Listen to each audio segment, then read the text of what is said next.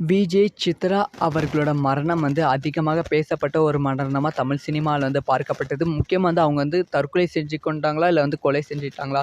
அப்படிங்கிற கேள்வியும் அதிகமா வெடித்தது. இத பத்தி அவங்க தாயார் பேசின ஒரு வீடியோ தான் இப்ப கிடைத்திருக்கு. இத பத்தி டீட்டெயிலா தான் பேசப் போகிறோம். அவங்க தாயும், தந்தையும் ரொம்ப ஆவேசமா பேசியிருக்காங்க. அதான் எப்ப என் பொண்ணு செத்தான்னு எனக்கு தெரியல. இப்போ வரைக்கும் எந்த டைம்ல செத்தான்னு தெரியாது.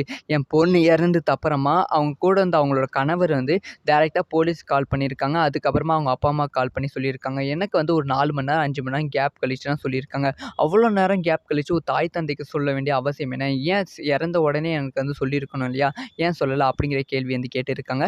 அதுக்கப்புறமா தற்கொலை செஞ்சுட்டாங்க அப்படின்னு சொல்றாங்க. ஆனா அவங்களோட முகத்துல காயம் இருக்கு. முக்கியமா மார்பு பகுதியில அதிகமான காயங்கள் இருக்கு. கண்டிப்பா ஒரு பெரிய சண்டை நடந்திருக்கும். அவங்க கணவர் அவர செமையா அவங்கள செமையா அடிச்சிருப்பாங்க அப்படிங்கிற விஷயத்தையும் அவங்க தாயார் சொல்லியிருக்காங்க. அதுக்கப்புறமா என் பொண்ணு தற்கொலை செஞ்சுட்டாங்க அப்படின்னு தான் எல்லாரும் சொல்றாங்க. ஆனா தற்கொலை செஞ்சா போஸ்ட்மார்டம் ரிப்போர்ட்ல அவங்களோட மோஷன், அவங்களோட யூரின் டெஸ்ட்லாம் எதுவுமே எடுக்கல. எடுத்திருந்தா கண்டிப்பா உண்மையான ரிசல்ட் தெரிஞ்சிருக்கும் அப்படிங்கிற விஷயத்தையும் அவங்க ஆவேசமா சொல்லியிருக்காங்க.